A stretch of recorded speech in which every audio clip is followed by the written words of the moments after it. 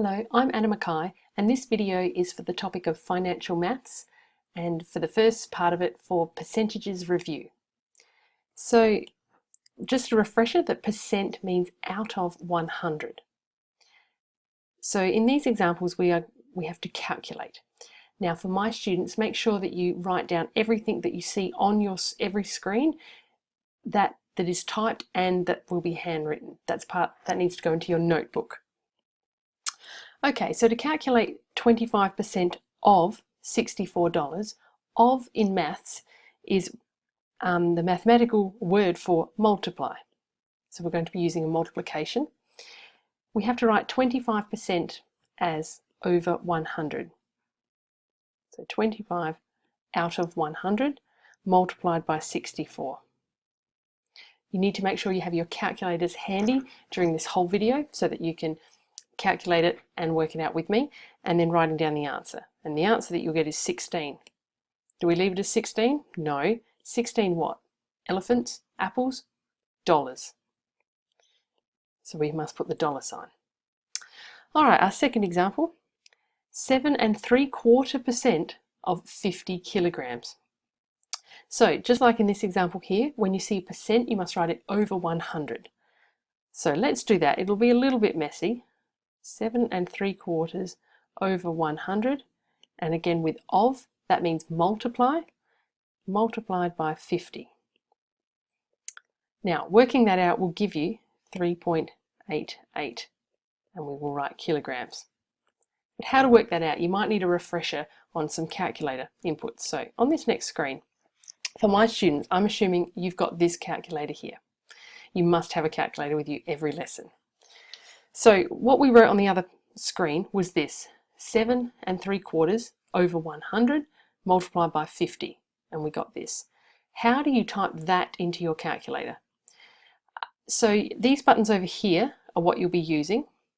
My advice is actually to do it in a few steps. So to access the mixed number button, you need to go Shift and then push the fraction button, and you should have something like that appear on your screen. So you don't need to write this, but this is what you would be typing in. You would have 7 3/4. You've typed that onto your calculator. I would hit equals, and then you'll probably get 31 on 4 on your screen, or maybe 7.75. You then want to divide that by 100. So on your calculator, be typing divide by 100, hit equals again, and it should have on your screen 31 over 400. And we then want to multiply that by 50.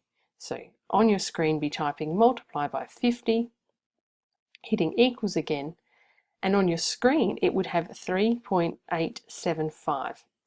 Traditionally, we do when it doesn't say how many decimal places to do 2 decimal places. Now you can't just chop it off there and go 3.87, that's not accurate. If you're going 2 decimal places, you must look at the 3rd decimal place. And because that's 5, therefore we round the 2nd decimal place up, hence why we were writing on the other screen the 3.88. So that's how we solve those tricky ones. Moving on. If we need to increase something by 30% in this case, I'm going to write this out in a particular way that will match the textbook that my students are working with. There are a few ways to do things. So I would like my students to be writing 100 plus 30, because that came from the question, percent, times by 40. Simplifying that slightly, we would therefore get 130% of, technically, $40, but we're going to do a multiply. Now, again, you would be dividing that by 100, and the answer that you would get is 1.3 or 1.30 times by 40. Now that's known as a multiplier, if you're familiar with that, and the answer for that would be 52. But 52 what? Go back and look at the question.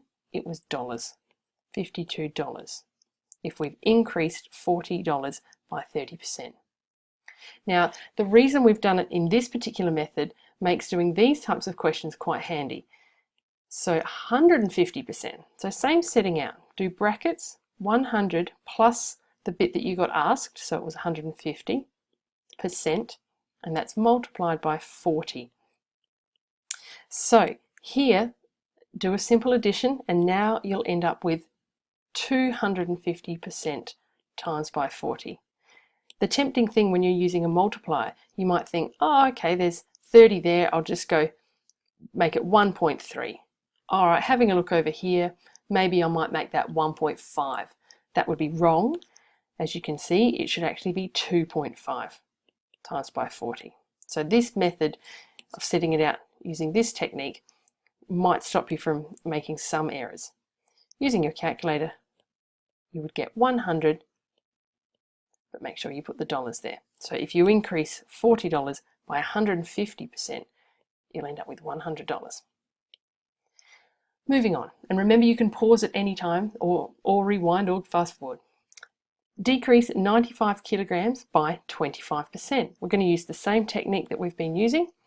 So we write in brackets 100, and this time subtract, because it's a decrease, 25%, and this is times by 95. So working these things out, 100 subtract 25 would leave you 75, and everything else you bring down and write on each line. Turning that into a decimal, you would divide by 100, which would give you 0.75. Working the final bit out on your calculator, 71.25. And what were the units this time? Kilograms. So let's put that in.